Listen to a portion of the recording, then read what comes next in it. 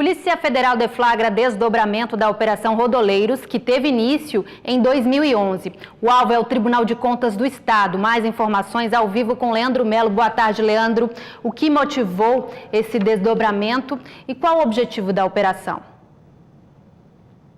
Oi, Sabrina, boa tarde a você, a todos de casa. Essa operação, ela investiga irregularidades entre 2007 e 2011. É uma operação antiga que tramitava no Supremo Tribunal de Justiça, já que a maior parte dos investigados tinha foro privilegiado. Agora o processo foi desmembrado porque parte desses investigados perdeu o foro de prerrogativa de função. Por isso, a Justiça emitiu ordem de buscas de informações complementares, como folha de pagamento e outras informações financeiras. Esses investigados são suspeitos de apropriação indevida de parte dos recursos que era destinado ao pagamento de pessoal do Tribunal de Contas do Estado. Segundo as investigações, o dano provocado ao erário público chega a 100 milhões de reais. Aqui comigo o delegado federal Daniel Silvestre. Boa tarde, delegado. Inclusive a operação, ela continua sendo realizada neste momento, não é isso? Boa tarde, é verdade. A equipe encarregada do cumprimento dessa ordem de busca e apreensão está, neste momento, ainda lá no Tribunal de Contas do Estado de Alagoas, em função da grande quantidade de documentos que é necessário para fazer uma primeira triagem, para verificar o que deve ser apreendido, arrecadado, depois apreendido e remetido para a Justiça Federal. Algum material já foi apreendido, já foi trazido aqui para a sede da Polícia Federal? Não. Até o momento a equipe continua, a equipe da Polícia Federal e da CGU continua fazendo a triagem lá mesmo no Tribunal de Contas e em breve nós esperamos que eles retornem com a documentação selecionada para fazer a apreensão aqui na sede da Polícia Federal de Alagoas. Como funcionava esse esquema? Na verdade, se trata de uma operação que foi desencadeada pela Polícia Federal em 2011, denominada Rodoleiro, que apurou o desvio de recursos no âmbito do Tribunal de Contas da União por parte de uma quadrilha que atuava naquele órgão. Esses recursos, em sua maior parte, eram destinados ao pagamento de pessoal. Na época, chegaram a ser expedidos mandados de prisão, de busca e apreensão. O inquérito foi concluído ainda no final do ano de 2011, remetido para a Justiça Federal, porém, posteriormente veio a ser identificada a suspeição de autoridades com foro de prerrogativa de função. Em função disso, ele foi para o Superior Tribunal de Justiça, em Brasília, mas lá no Superior Tribunal de Justiça houve o desmembramento de parte dessa investigação e ela retornou aqui para a 2ª Vara Federal da Seção Judiciária de Alagoas, de onde, inclusive, veio a ordem judicial que está sendo cumprida neste momento. Como essa fraude ela foi descoberta? Foi descoberta em 2009, através de investigações de inteligências feitas aqui mesmo pela Polícia Federal. A partir de agora, quais os próximos passos da operação? Agora vamos trazer essa documentação para cá, fazer a apreensão e submeter, já que foi uma ordem judicial solicitada pelo Ministério Público Federal, submeter a esses órgãos, esses documentos, para avaliar quais serão os próximos passos que serão dados. Ok, delegado, obrigado pela sua participação aqui no Jornal do Dia. Sabrina, volto com você. Obrigada, Leandro. Seca, falta d'água, a chegada do período chuvoso e as áreas de risco. Estes são os assuntos da entrevista de estúdio de hoje com o coordenador estadual da Defesa Civil, Major Moisés Pereira. Boa tarde, Major. Muito obrigada pela presença. Major, quais as ações da Defesa Civil na região da seca aqui? Boa tarde a todos de casa.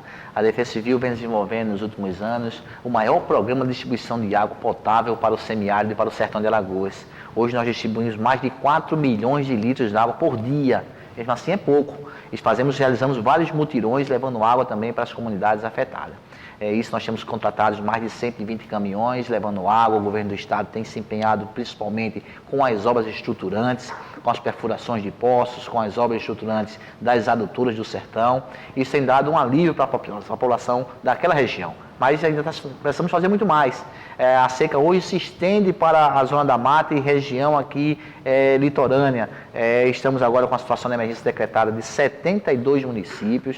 As ações já estão sendo tomadas, os recursos já foram solicitados. Está chegando dentro em breve mais 20 milhões para a contratação de carros-pipas, mais carros-pipas e mais 16 milhões para nós comprarmos bagaço de cana e milho para distribuir para o rebanho da região que é afetada pela estiagem.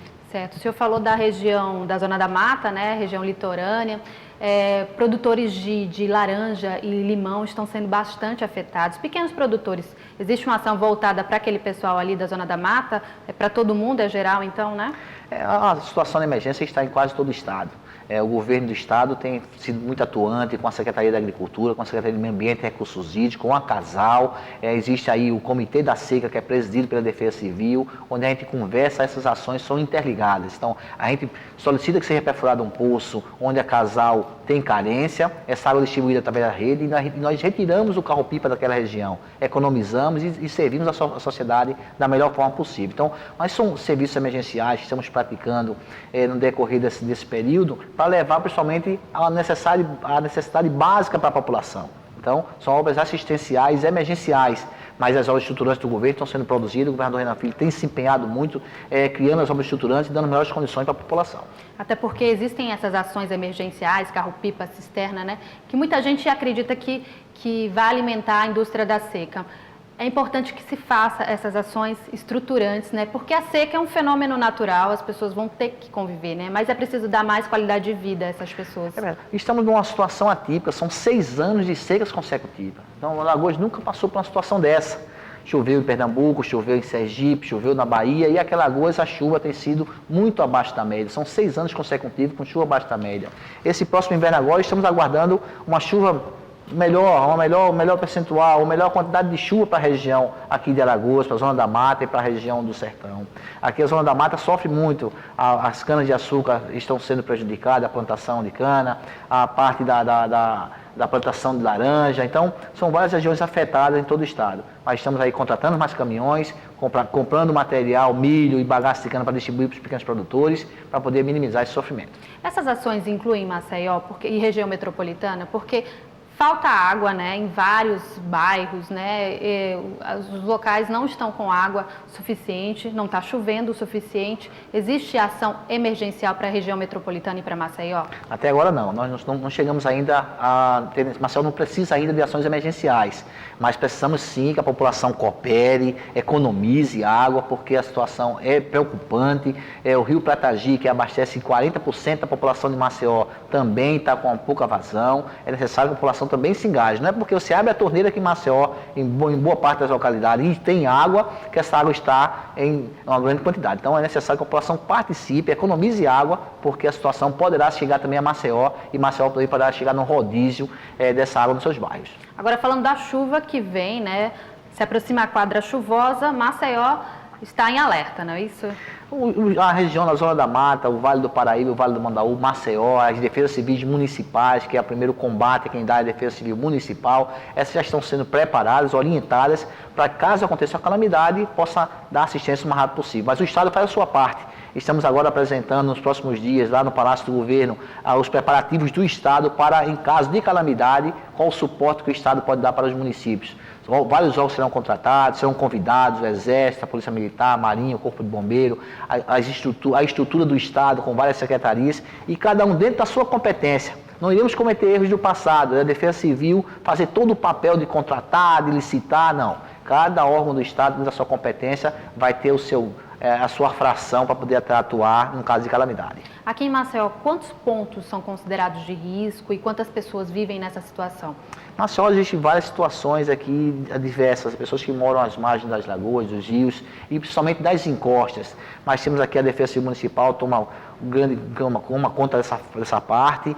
Caso Maceió não suporte essa resposta, é que o Estado então vai entrar para poder dar a resposta. Mas temos aí, com esse planejamento todo já antecipado, né, todo preparativo para a quadra chuvosa, se bem acontecer, estamos prontos na resposta de imediato e salvaguardar a vida dos irmãos. Num período de chuva, quais as principais ações? O que é feito para esse pessoal que mora em áreas de risco? O primeiro passo é o pessoal que já são conscientizados de se chover numa quantidade que ofereça risco, eles saírem da área de risco. Então a população, aí a prefeitura, os órgãos municipais já fazem essa demanda. Tem famílias que resistem, né? Alguns resistem porque não confia, né, que o município vai dar aquele suporte, mas eu garanto que o Estado está pronto, preparado para poder ajudar. É importante que saia da área de risco e que a população, em caso de necessidade, convoque a Defesa Civil, chame o Corpo de Bombeiro para que o resgate seja feito de imediato. Agora, o ideal seria que essas áreas de risco, na verdade, fossem desocupadas, né? A gente passa em vários pontos da cidade e vê casas em barreiras, né? Numa chuva forte, elas correm o risco mesmo de cair. O risco é iminente, mas o governo também está preocupado com isso, está fazendo aí as pequenas obras, grandes mudanças para a população, fazendo as escadarias, dando melhores condições de vida para as grotas de Maceió. Maceió vive um relevo de Maceió, é um relevo que é muito apropriado para que haja então as quedas de barreira, mas com as obras estruturantes que o governo está realizando nas grotas, vai ajudar bastante, tanto no resgate como também a população se deslocar. Além da região de Maceió, dessas áreas críticas, o senhor falou de regiões ribeirinhas, né, próximas a rios. Uma enchente de 2010, né, causou muito estrago. Vocês fazem ações nessas cidades também? Olha, nós tivemos uma movimentação dentro da Defesa Civil no ano passado, com uma chuva muito forte no final de semana. E nós podemos colocar em prática esse planejamento da quadra chuvosa. Nós reunimos lá no Exército e convocamos os órgãos responsáveis por isso. Nós fazemos, através da Secretaria de Meio Ambiente e Recursos Hídricos, o acompanhamento dos rios, tanto do Vale do Paraíba como do Vale do Mundaú. Se chover em uma grande quantidade, e nós temos aí já o cálculo, quantas cidades serão inundadas e quanto tempo nós teremos para poder retirar essa população da área de risco. Então, lançamos o sistema de alerta, através da sala de alerta, e a população toma conhecimento para se afastar, e nós teremos dano, mas não perderemos vida. Como está a situação daquelas pessoas que passaram por aquela enchente?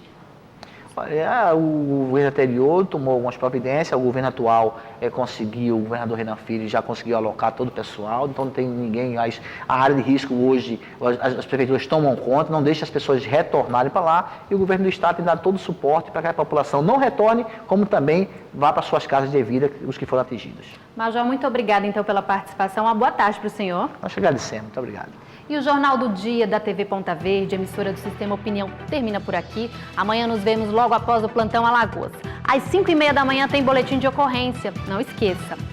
Uma boa tarde para você e até amanhã.